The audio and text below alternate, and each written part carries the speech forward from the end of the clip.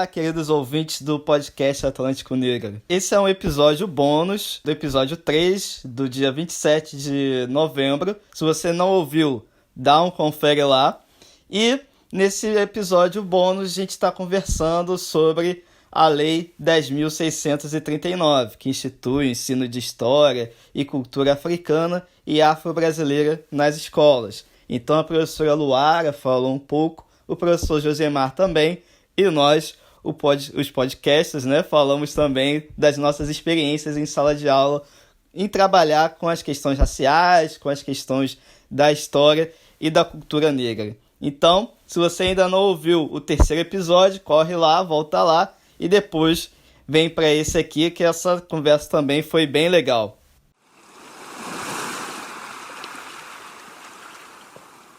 Vocês sobre tudo que vocês estão falando sobre escola, racismo, né, que é um tema que está na ordem do dia, né? Mas também o que está na ordem do dia também, por mais que tenha sido aprovado em 2003, né, é a Lei 10.639, né? E logo depois a lei, né, de 2008, né, 11.645, né, que incluiu, né, a temática da cultura afro-brasileira e indígena no ensino de história, né, na educação básica, né. E eu queria que vocês falassem um pouquinho também, né, qual foi o impacto dessa lei na prática docente de vocês, né? Porque, ao mesmo tempo que eu escuto que a lei foi muito importante para justamente o professor mediar construções de identidades, né, dos alunos, inclusive em sala de aula, eu escuto o contraponto também das dificuldades em aplicá-la, das dificuldades dos professores de que eu não tive a formação na licenciatura, na época, como é que eu aplico esses conteúdos de cultura afro-brasileira quando eu estou dando uma aula de história antiga, de história medieval, de história moderna. Então, eu queria que a gente discutisse aqui também, né, o impacto dessa lei, né, que foi muito importante para a gente, demorou muito tempo para ela ser aprovada, para ser obrigatório, né, o ensino de cultura afro-brasileira, que a gente sabe que para o nosso país é muito importante, né? E eu queria que vocês falassem um pouquinho das potencialidades da lei, né?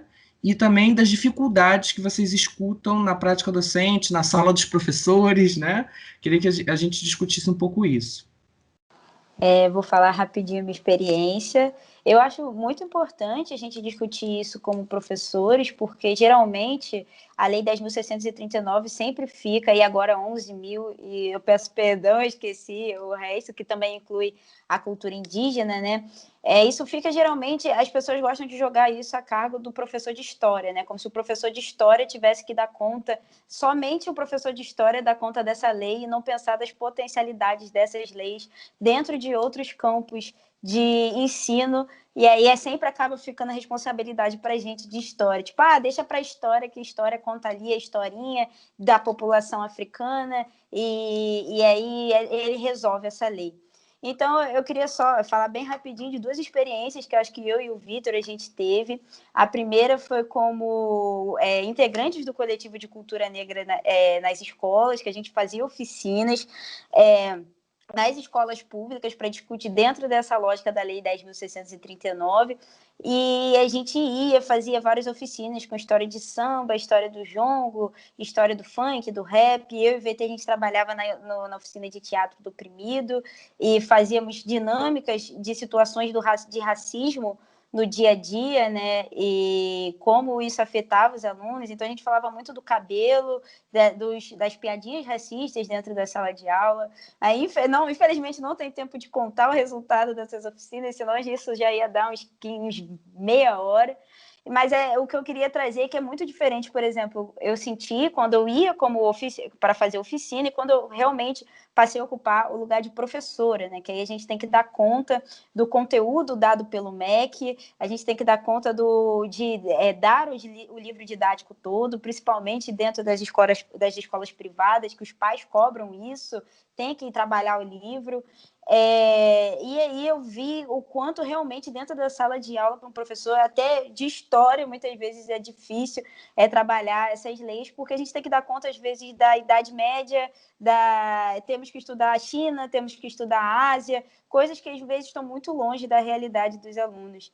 E eu acabei optando justamente por trabalhar essa lei dentro do conteúdo didático do MEC. Então, por exemplo, se eu tenho que dar a história dos Estados Unidos, eu opto por dar a história das leis de Jim Crow. Quando eu tenho que dar Primeira República, eu opto por falar das políticas eugenistas e políticas raciais construídas no começo da Primeira República. Então, eu sempre opto, e eu vejo isso como uma estratégia, principalmente dos professores de escola privada, em tentar trabalhar essa lei dentro do conteúdo didático, para não ser justamente como vocês falaram, de vamos fazer ali uma oficina no dia da consciência negra, vamos fazer uma oficina no dia 13 de maio. Eu acho que é sempre importante a gente estar discutindo diariamente, e dentro do conteúdo também, o racismo, o racismo e a cultura negra, e a contribuição da população negra, no meu caso, para a história da humanidade,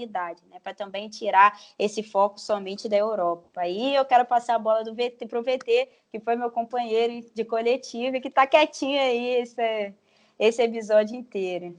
Fala, VT. Cara, então, eu tenho várias coisas aqui para falar, fiquei aqui com a cabeça borbulhando ao longo desse episódio todo, com as falas do Josemar e da Luara. Eu não vou me alongar, mas queria pegar alguns ganchos do tipo, ter que se provar enquanto professor. Eu acho que eu vivi bastante isso. Eu dou aula numa escola desde 2015 e é legal lá que um dos diretores é negro.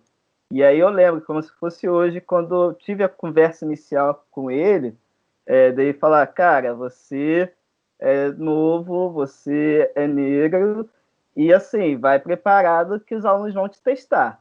Então, qualquer coisa, qualquer problema, pode vir a mim, pode conversar comigo, que eu te dou algumas dicas. Então, a figura desse diretor negro que me deu esse toque lá no início foi muito importante para minha trajetória.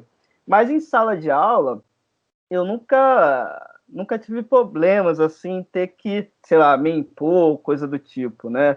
Eu acho que parte muito de uma visão de quem está de fora do que os meus alunos em si, né? Porque ao contrário do Josemar, que tem 1,85 m, eu tenho quase 1,55 m. Então, as pessoas ficam, mas você é desse tamanho, a galera te respeita e tal.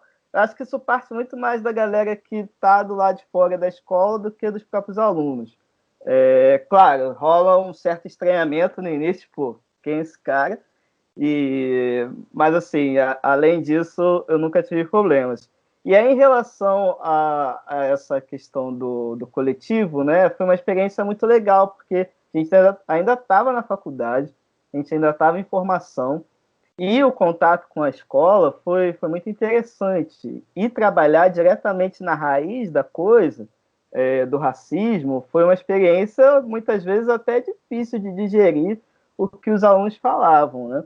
Então, mas eu levo isso para a minha vida toda como professor. Algumas dinâmicas que a gente aplicava lá, eu uso em sala de aula, como os debates, eu ouço mais os alunos, eu quero saber o que eles estão pensando. Então, acho que isso é uma parada que eu trago do coletivo. E aí, uma das estratégias que eu uso é a mesma da Alissa, de cada conteúdo estar buscando sempre a questão ali de como que eu posso incluir a lei.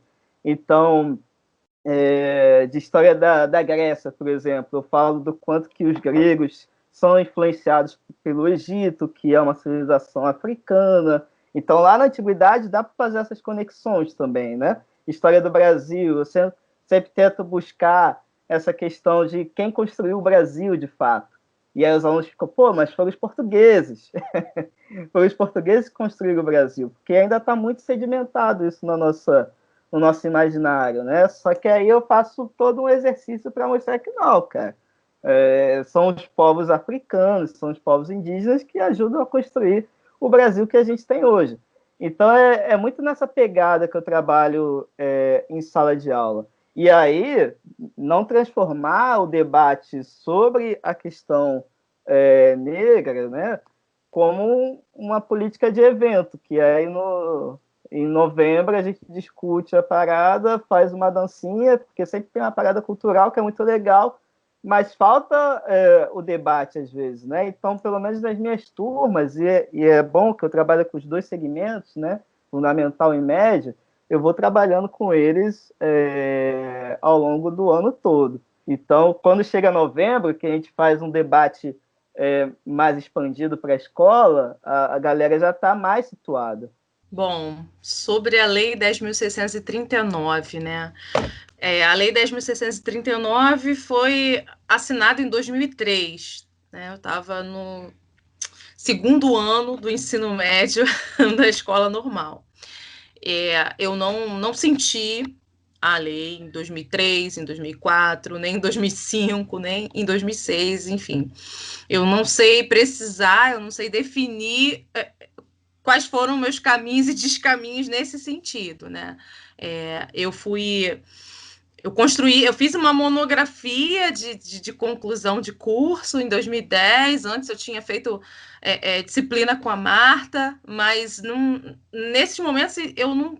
A Lei 10.639 não ecoava, assim, eu acho que eu nem tinha conhecimento, para falar a verdade, né? Eu fui conhecer a Lei 10.639 depois que eu saí da graduação, depois que eu me formei, foi quando eu comecei a trabalhar também como professora de História, né, em 2012, e aí eu fui conhecendo a Lei 10.639, e não só a lei, né, eu entrei em contato com as diretrizes curriculares para a implementação da Lei 10.639, que é um documento primoroso, né, redigido pela professora Petronília Beatriz, que é fabuloso, que geralmente não chega aos professores, não chega às escolas. Então, ter contato com esse documento foi muito importante, foi muito valioso para mim, assim, me abriu vários horizontes, né? E o contato com os meus colegas, né, professores, né? Eu trabalho na mesma escola desde 2012, então pelo menos desde 2013 a gente está trabalhando educação das relações étnico-raciais e ao mesmo tempo se formando, se construindo, buscando outras formas de intervenção, né? Então eu posso dizer que eu fui conhecer a lei alguns anos depois e entender, né, e me familiarizar e me apropriar dela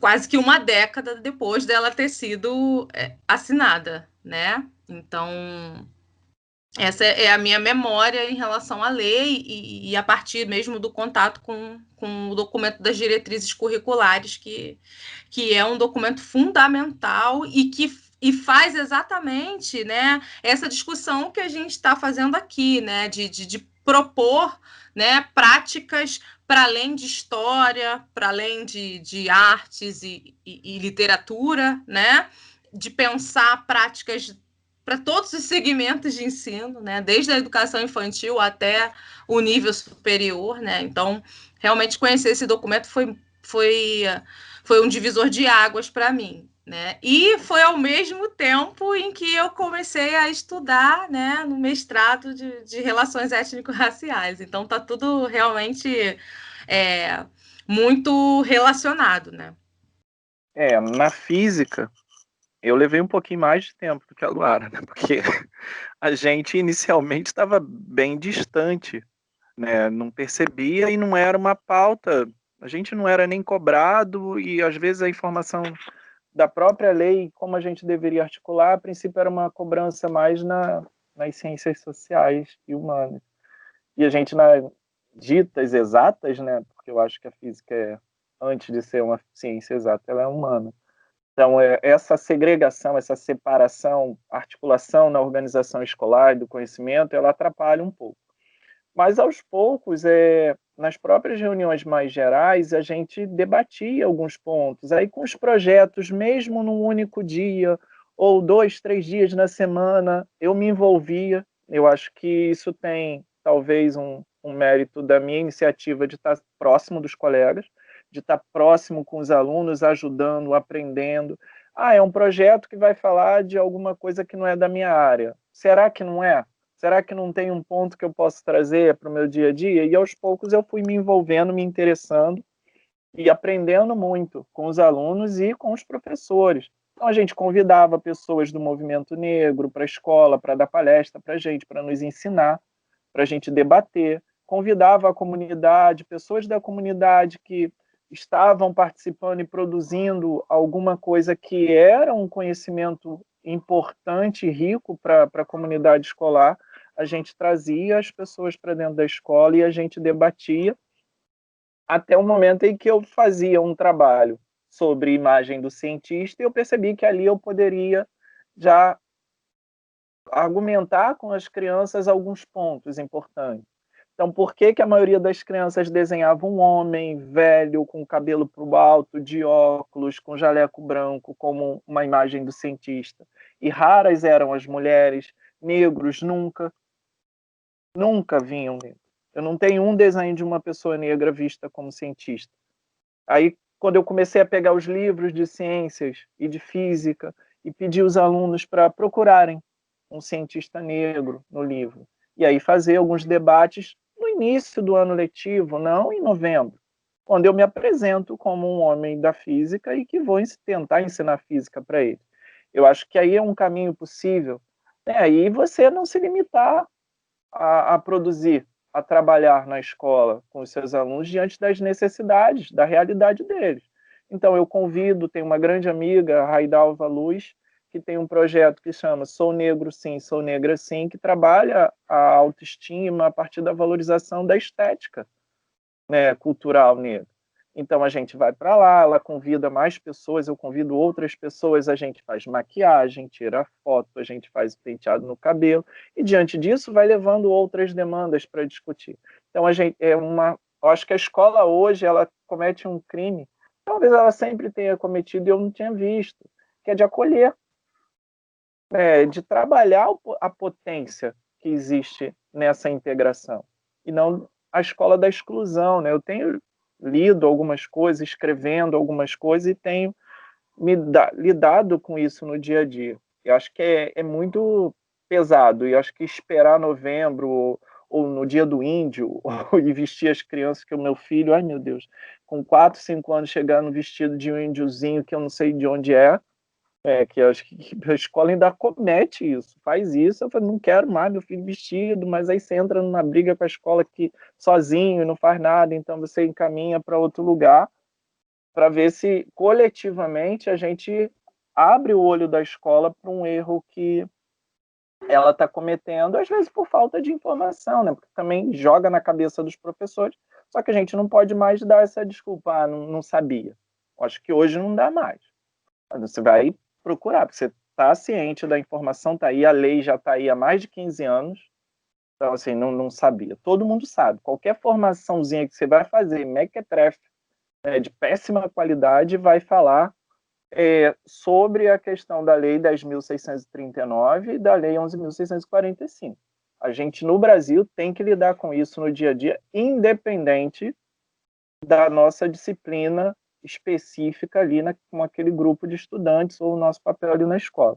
Então, a gente tem que procurar, sim, informação para poder trabalhar a lei, e aí nessas frestas, como vocês falaram muito bem, não precisa parar o conteúdo para falar. Não, busca no seu conteúdo. Se vai falar de energia, trabalhe as questões energéticas e faça um debate mais político de como a energia chega de forma diferente para as pessoas.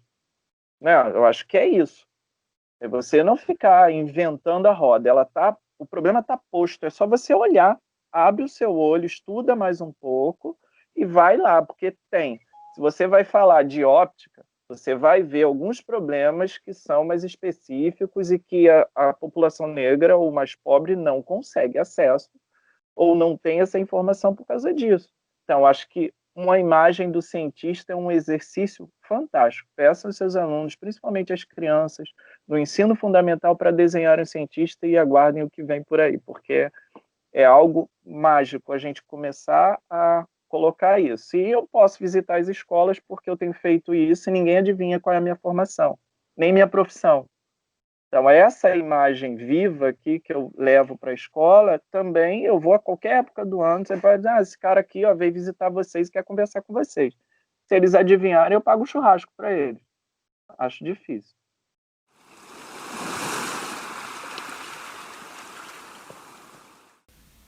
Bom, pessoal, esse foi o nosso episódio bônus. Espero que vocês tenham gostado. Não deixem de seguir a gente nas redes sociais, no Instagram, no Facebook, no YouTube, enfim, todas elas para ficar por dentro das novidades. Esse mês ainda tem o episódio número 4 e até mais. E ficamos por aqui com o nosso terceiro episódio, Práticas Docentes e Relações Raciais. Não se esqueça de nos seguir nas redes sociais, Podcast Atlântico Negro. Até a próxima!